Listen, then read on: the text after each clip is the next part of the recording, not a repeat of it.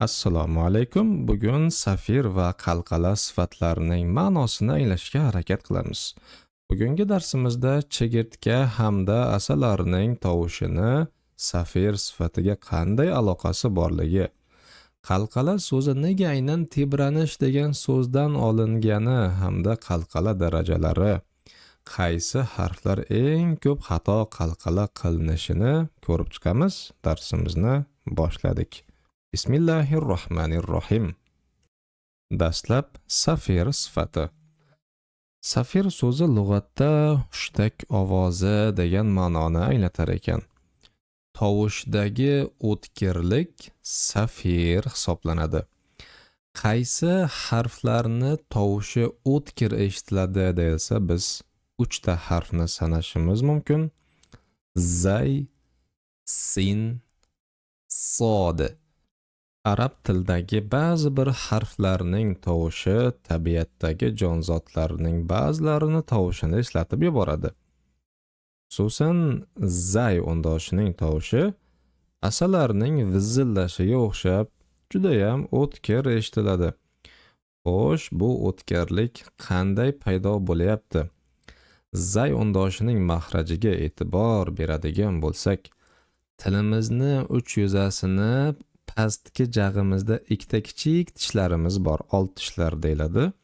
Ana shu tishlarning ichki tarafiga bosim bilan tekkizishimiz til va tanglayning orasida hosil bo'lgan tirqishdan sirg'alib o'tayotgan havo pastki old tishlarimizning qiriga urilib vizillash hosil bo'lar ekan. Zay o'ndoshini tiniq aytishimiz kerak. Biz uni tiniqlashtirish uchun mana bu yoqda rasmini qo'yib qo'ydik. Tilni aynan pastki old tishlarimizning ko'k bilan belgilangan joyiga, ya'ni ichki tarafiga bosim bilan tekkazib turishimiz kerak bo'ladi. Sin o'ndoshining ham mahraji xuddi shunday. Bunda ham tilni pastki tishlarning ichki tarafiga bosim bilan tekkizamiz. Zay bilan sinni mahraji bir deyapmiz, lekin talaffuzda ancha farq bor. Bu farq shundaki, zay o'ndoshi jarangli, ya'ni jahr sifatli o'ndosh, sin o'ndoshi esa jarangsiz, ya'ni hams sifatli o'ndosh.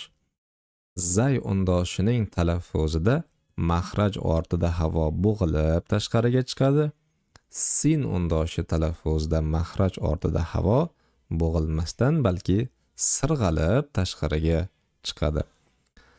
Sin o'ndoshi ham tabiat jonzotlaridan biri bo'lgan chigirtkani tovushini juda ham eslatib yuboradi. Hozir chigirtkani tovushini eshitib ko'ramiz va sin o'ndoshini talaffuzga qay darajada o'xshashligini solishtirib ko'ramiz.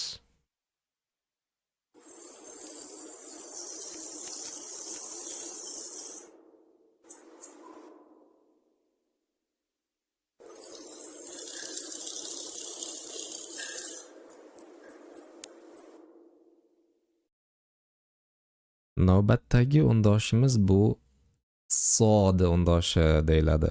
Bu uchalasi ham mahrajdosh o'ndoshlari sirasiga kiradi. Uchalasida ham til uch yuzasini pastki tishlarining ichki tarafiga bosim bilan tekkizamiz va safir sifati yuzaga chiqadi. Ammo sod o'ndoshi sin o'ndoshidan ham, zay o'ndoshidan ham o'zining yo'g'onligi bilan farqlanadi. Bugungi darsimizdagi ikkinchi sifat bu qalqala sifati. Qalqala so'zi lug'atda tebranish degan ma'noni anglatadi. Nega aynan bu sifat tebranish degan so'zdan yasalgan? Misol uchun biz matematik mayatnikni olamiz. Matematik mayatnikdagi osilgan sharchani muvozanat holatidan chiqarib, qo'limiz bilan bir tomonga biroz tortib, qo'yib yuboradigan bo'lsak, u ma'lum bir joygacha boradi va xuddi biz qo'yib yuborgan joyga qaytib keladi. Qalqala qilinadigan o'ndoshlardan biri bu ba o'ndoshi bo'ladigan bo'lsa, Qalqala qanday amalga oshirilyapti tasavvur qilamiz. Lablarimiz dastlab biroz ochiq holatda bo'ladi, keyin lab yopiladi va lab yana ochilib o'z holatiga qaytadi. Lab yopilgan paytda o'pkadan kelayotgan havo lablarning ortida bo'g'ilib turadi va lab ochiladi. O'zining boyagi sharchani qo'yib yuborgan paytimiz sharcha ortga qaytdi o'z joyiga. Xuddi shunday lab dastlab ochiq turibdi, keyin yopilyapti, havo kelib urilyapti labga, lab yana ochilib o'zining holatiga qaytayapti. Shu bilan ba undoshdagi qalqala ijro etilmoqda. Qalqalaning ta'rifi qanday? Harfni sukunli bo'lganida tebratib, jaranglatib aytish qalqala deyiladi. Qalqala harflari 5 ta: jim, dal, qof, to, ba. Bu 5 ta harfni sukunli bo'lganida qalqala qilib aytamiz. Ya'ni aji, adi, eto, eqo, abi. Nega biz aynan mana shu 5 ta harfni qalqala qilishimiz shart? Qalqalaning ma'nosi shundaki, bu undoshlarning barchasi jarangli undoshlar hisoblanib, ularni sukunli bo'lganda qalqala qilmaydigan bo'lsak, ular jarangsizlashib qoladi. Shuning uchun ularni jarangsizlashib qolishdan saqlash uchun qalqala amalini bajarishimiz talab etiladi. Jimni aji deb qalqala qilmasdan ach deb yuborsak, chelashib jarangsizlashib ketadi. Dal adi demasdan at desak, yana jarangsizlashib telashib ketdi. Ato demasdan at desak, yana tog'undosh jarangsizlashib ketadi. Aqo demasdan aq desak, q bo'lib jarangsizlashib ketadi. Abi demasdan ap deydigan bo'lsak, baundoshi plashib jarangsizlashib qolar ekan. Qalqala darajalari. Qalqala darajalari bu qanday mavzu deyilsa, qaysi holatda qalqalani biz eng kuchli amalga oshiramiz, qaysi holatda o'rtacha amalga oshiramiz, qaysi holatda qalqala sifatini eng kuchsiz amalga oshiramiz. Bu bo'yicha qalqala 3 xil darajaga ajraladi: katta qalqala, o'rta qalqala va kichik qalqala. Katta qalqala bu shaddali qalqala harfida vaqf qilinsa yuzaga chiqadigan qalqala ekan. وَجَاءَتْ سَكْرَةُ الْمَوْتِ بِالْحَقِّ قُلْ هِيَ مَوَاقِيتُ لِلنَّاسِ وَالْحَجِّ. Ikkinchi o'rta qalqala shaddasiz harfda vaqf qilinsa: وَهُوَ الْغَفُورُ الْوَدُودُ بَلِ الَّذِينَ كَفَرُوا فِي تَكْذِيبٍ. Uchinchi kuchsiz qalqala sukunli qalqala harfi so'z o'rtasida kelsa: لَقَدْ خَلَقْنَا الْإِنسَانَ فِي أَحْسَنِ تَقْوِيمٍ فَأَوْحَى إِلَى عَبْدِهِ مَا أَوْحَى. Demak, qalqalada 3 xil daraja bor.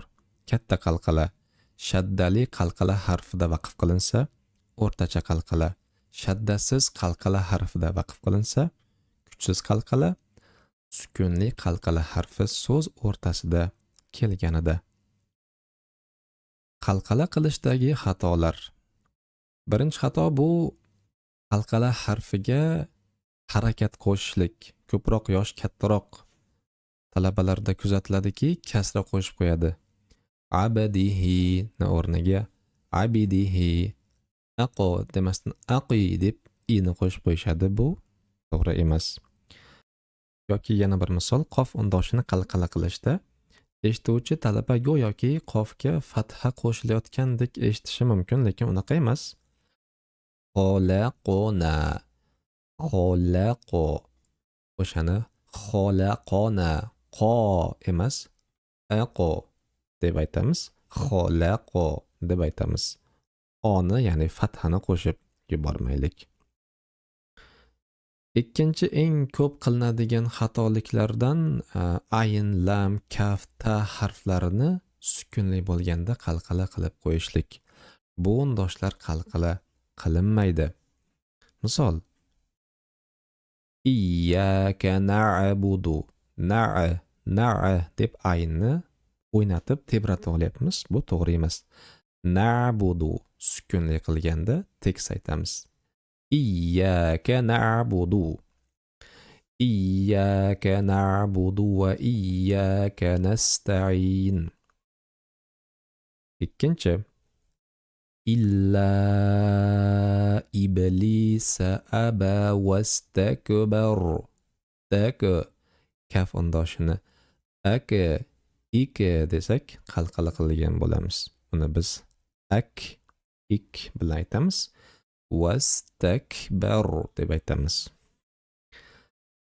Wasayujannabuhal atqa. At desak ta'ni qalqala qilgan bo'lamiz. Ta undosh qalqala qilinmaydi. Shuning uchun atqo deb aytamiz. Wasayujannabuhal atqa. Shu o'rinda darsimizni o'z yakuniga yetkazamiz. Keyingi darsda ko'rishguncha xayr.